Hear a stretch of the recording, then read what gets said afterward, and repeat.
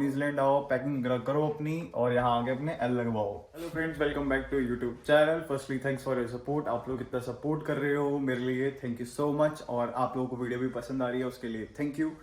Secondly, आप लोगों के जिसके भी रिसेंट वीजाज आए हैं, मैंने आप लोगों के कमेंट पढ़े, आप लोगों को कॉन्ग्रेचुलेशंस। अब आपके वीजाज आ चुके हैं, अब आप टिकट कराओ, न्यूजीलैंड आओ, पैकिंग करो अपनी और यहाँ आके अपने एल लगवाओ। सो भाई, आज की वीडियो रहने वाली है बहुत ज़्यादा informative and serious, just like my शक्ल। ओके, क्योंकि आज हम डिस्कस करेंगे कि भाई आप लोगों के वीजाज क्यों रिजेक्ट होते हैं, रीजन क्या है रिजेक्शन का मेन। मैं ये वीडियो आप लोगों को इसलिए प्रोवाइड कर रहा हूँ क्योंकि देखो भाई, मैं 2 साल एक इमिग्रेशन कंपनी में काम कर चुका हूं और मेरे खुद के 4 रिफ्यूजल्स है, 3 कनाडा के, 1 ऑस्ट्रेलिया का और ये 5वां वीजा है। अगर नहीं यकीन तो मैं रील अपलोड कर दूंगा, वो भी तुम देख लेना, ठीक है। तो भाई इस डिस्कशन में रहेगा सबसे पहला पॉइंट एजुकेशन क्वालिफिकेशन का, ठीक है। आपने 10th करी है, कितने परसेंटेज है, 12th करी है, कौन सी स्ट्रीम में करी है, कितने परसेंटेज है, ग्रेजुएशन करी है, कौन सी स्ट्रीम में करी है, कितने परसेंटेज है, उसके बाद वर्क एक्सपीरियंस। ये सारी चीज़ें रेलिवेंट है कि नहीं है और कनेक्टेड है कि नहीं है, ठीक है। इसका बहुत ज़्यादा फर्क पड़ता है।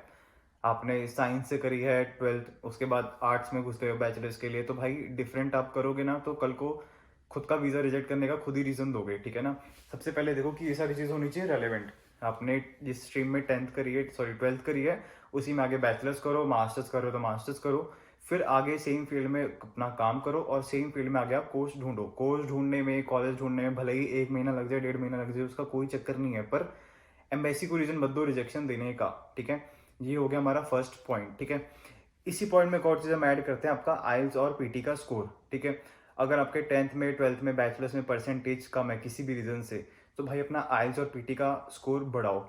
1 बार पेपर दो, 2 बार दो, 3 बार दो, 4 बार दो, ठीक है, बट आप अच्छे से अच्छा स्कोर लेके आओ ताकि आपका बैलेंस हो जाए या कवर हो जाए, कुछ भी आप लगा लो, ठीक है। ये था हमारा फर्स्ट पॉइंट। सेकंड पॉइंट है हमारा भाई कॉलेज या यूनिवर्सिटी। बहुत बच्चों का डाउट होता है कि यार अगर हम कॉलेज में वीज़ा लगाएंगे तो वीज़ा नहीं आएगा, हम यूनिवर्सिटी में वीज़ा लगाएंगे तो भाई यूनिवर्सिटी में वीज़ा आ जाएगा। तो भाई ऐसा कुछ नहीं होता। जब मैंने 3 बार कनाडा अप्लाई करा तो मेरा तीनों टाइम पब्लिक कॉलेज थे, ठीक है। उसके बाद जब ऑस्ट्रेलिया अप्लाई करा तो ऑस्ट्रेलिया में यूनिवर्सिटी थी, और जब अभी मैंने न्यूजीलैंड अप्लाई करा तो भाई मेरा यहाँ पर एक इंस्टीट्यूट है, ठीक है। तो इस चीज़ का कुछ भी फर्क नहीं पड़ता। बट ये है कि आप जो भी कॉलेज, जो भी यूनिवर्सिटी ढूंढो, वो देखना किसी अच्छे लेवल की हो, ठीक है। जैसे मेरा जो इंस्टीट्यूट है वो NZQA कैटेगरी 1 का कॉलेज है, ठीक है ना। तो इस चीज़ को आप भी ध्यान करके फिर सेलेक्ट करना। थर्ड पॉइंट है भाई हमारा फंड्स का। बहुत बच्चे हैं जो कि ना फंड्स में दिक्कत करते हैं कि मतलब आप किसी थर्ड पार्टी की हेल्प ले लेते हो फंड्स दिखाने के लिए। स्पेशली मैं नाम नहीं लूंगा, बट इंडिया में कई लोग ऐसे हैं, एजेंट्स वगैरह स्पेशली, जो कि फंड शो करते हैं, बट वो फंड्स होते हैं टोटली जुगाड़ के। तो वो जुगाड़ वाला काम भाई ऐसे हायर लेवल पे नहीं चलता, ठीक है। फंड्स आप शो करो खुद के। फंड्स अपने फादर मदर के शो करो, ग्रैंडफादर ग्रैंड मदर के, नानी के, माँ मामी के, या चाचा के, ताए के, किसी के भी फंड्स आप शो कर सकते हो। आपको क्या चाहिए, सिर्फ एक स्पॉन्सर लेटर, ठीक है ना, ये आपको चाहिए। बट आप किसी थर्ड पार्टी की तरफ या जुगाड़ की तरफ मत जाओ, नहीं तो फिर वीज़ा रिफ्यूजल का रीज़न दे दोगे एम्बेसी को, ठीक है। अगर इन केस आपके पास फंड्स नहीं होते, आपके पास फंड्स अगर आप आज जुगाड़ करने बैठोगे, सपोज जेन्युइन फंड्स अगर आप दिखाओ यहाँ वहाँ से लेकर के, तो भाई कर लो अरेंज, ठीक है ना। 6-7 महीने तक उसको अपने अकाउंट में पड़े रहने दो, उसको पुराना होने दो पैसे को। जब आपने सोच रखा है कि भाई बाहर आना है, तो 6-7 महीने और लग जाएंगे, क्या ही दिक्कत है, पैसे को पड़े रहने दो, वो आपके फंड शो कर लो। अगर उतना भी सब्र नहीं होता तो भाई एजुकेशन लोन ले लो, उसमें वीज़ा के थोड़े चांसेस बढ़ जाते हैं। और ये है कि आपको फंड्स वाला कोई दिक्कत नहीं रहेगी। कल को वीज़ा आ गया आपका तो फिर पैसे वसूल है, फिर कोई दिक्कत ही नहीं है, ठीक है ना। जुगाड़ी काम करने से अच्छा है जेन्युइन काम करो, ठीक है। पॉइंट है हमारा भाई एरिया का। बहुत बच्चे सोचते हैं कि भाई हम रीजनल एरिया में लेते हैं एडमिशन तो जल्दी वीज़ा आ जाएगा, बट अगर हम सिटी में लेते हैं तो वीज़ा नहीं आएगा। बट भाई ऐसा कुछ नहीं होता, ठीक है ना। आप जहाँ मर्जी एडमिशन लो। ऑस्ट्रेलिया के टाइम में मेरा रीजनल भी नहीं, सुपर रीजनल एरिया था मेरा, तो भी वीज़ा रिजेक्ट हो गया, किस्मत, ठीक है ना, अगेन। तो इसीलिए एरिया का कुछ नहीं होता, बट वही है कि आप सिटी में भी ले सकते हो भाई। और स्टार्टिंग में मैं आपको सजेस्ट करूंगा कि जब आप किसी अननोन कंट्री जा रहे हो ना, तो भाई सिटी ही सिलेक्ट करना, क्योंकि आप एक आउटडेटेड एरिया में जाओगे, वहाँ आपको जॉब अपॉर्चुनिटी कम मिलेगी। चाहे ये बात मैं आपको सब जगह की बता रहा हूँ, चाहे ऑस्ट्रेलिया हो, चाहे कनाडा हो, चाहे न्यूजीलैंड हो। अगर आप किसी आउटडेटेड जगह पे जा रहे हो, आउटर एरिया पे जा रहे हो, तो भाई वहाँ पे सब चीज़ें ही फिर कम है, जॉब अपॉर्चुनिटी भी कम है, खर्चे भी कम है आपके, ठीक है। और सब चीज़ें ही फिर कम है, ट्रांसपोर्टेशन भी कम है। अब मैं पामस्टर में हूँ, यहाँ पर भाई देखो जॉब मिलने में कम से कम 1.5 महीना लग जाता है एक बच्चे को जिसकी रेफरेंस ना हो, जो नया नया आया हो यहाँ पे, तो इतना टाइम मिनिमम लग जाता है। बट अगर मैं यही ऑकलैंड में जाता, सो भाई मेरे को लगता है कि 15 से 20 दिन के अंदर जॉब लग जाती, भले ही 20 घंटे की लगे पर लग जाती। तो भाई ये फर्क होता है। अब बात है भाई फिफ्थ पॉइंट की, जो कि है हमारा इंटरव्यू से रिलेटेड।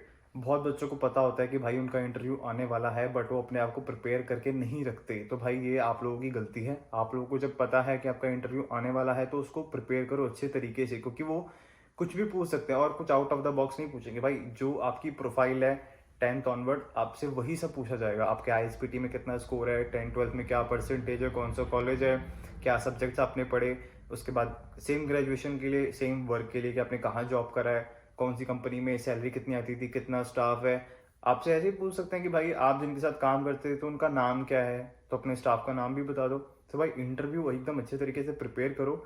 हमने रीज़न कुछ नहीं देना एम्बेसी को कि भाई वो रिफ्यूज़ल दे, ठीक है। आप अपने तरफ से 100% श्योरिटी लेके चलो। 6 पॉइंट आता है हमारा, जो कि बहुत ज़्यादा इंपॉर्टेंट है, SOP यानी स्टेटमेंट ऑफ पर्पस। बहुत सारे बच्चे इसमें गलती करते हैं, ठीक है। आप SOP बनाओ एकदम शॉर्ट, ठीक है, जो टू द पॉइंट हो, कि वीज़ा ऑफिसर या एम्बेसी ऑफिसर्स को पढ़े और उसको पता लगे कि भाई हाँ ये चीज़ है, बच्चे ने सिंपल टर्म्स में बता दी। यहाँ वहाँ वहाँ यहाँ कन्फ्यूजन कर करके बताओगे तो फिर भाई कोई इतना इंटरेस्ट देता नहीं है, ठीक है ना। आप टू द पॉइंट रहो, जो बात है बताओ, बात खत्म। अपना भाई 7th पॉइंट जो कि है बहुत ज़्यादा इंपॉर्टेंट, जिसमें मैं आपको बताऊंगा सारे डॉक्यूमेंट जो आपने अपनी फाइल में अटैच करने हैं आपकी प्रोफाइल स्ट्रॉन्ग करने के लिए, ठीक है।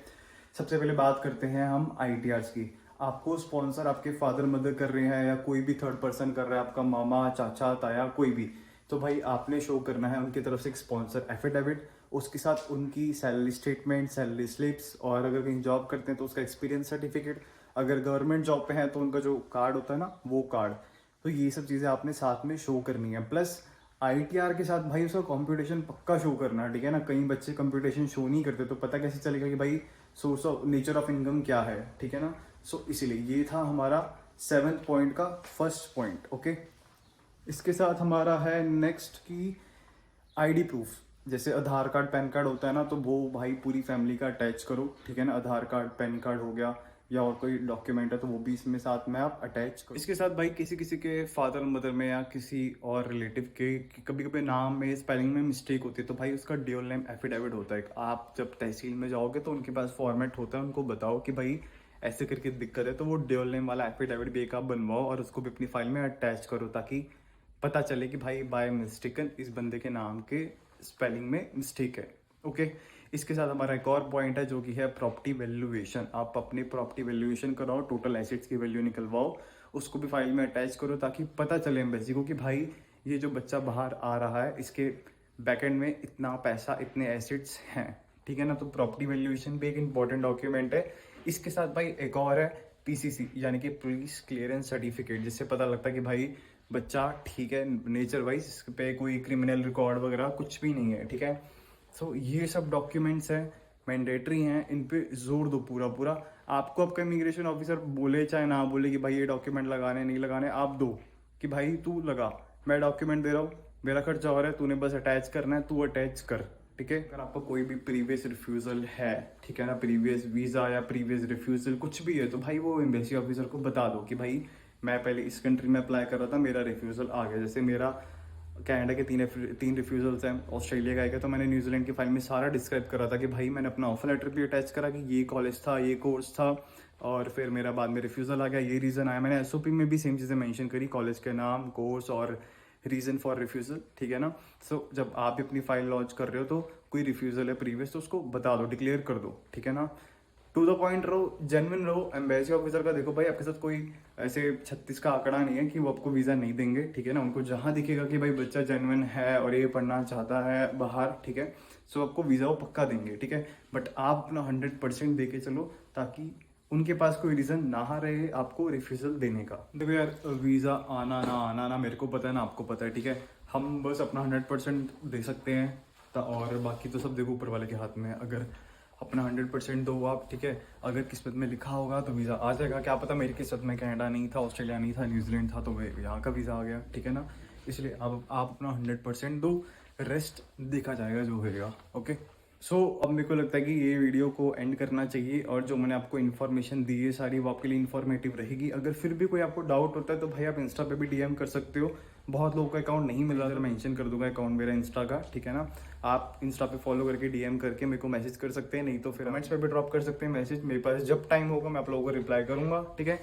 हाय हेलो कैसे हो ऐसे मत करो, सीधा ही बोलो कि भाई ये डाउट है इसका आंसर कर, ठीक है। आप हाय हेलो बोलोगे, फिर 2 दिन बाद मैं हाय हेलो बोलूंगा, आप बोलोगे कैसे हो, फिर मैं 2 दिन बाद बोलूंगा भाई मैं बढ़िया हूँ तू कैसा है, तो फिर हफ्ता वेस्ट हो जाएगा, ठीक है। इसलिए आप हाय हेलो और सीधा अपना क्वेश्चन पूछो, ताकि मैं भी आपको जल्द से जल्द रिप्लाई करूँ। और ऐसी वीडियो करते रहो सपोर्ट, चैनल को करते रहो सपोर्ट, वीडियो देखते रहो, क्योंकि पता है आपको मोनेटाइजेशन स्टार्ट करना है मैंने, ठीक है ना। तो वीडियो करते हैं and, see you in the next vlog, bye.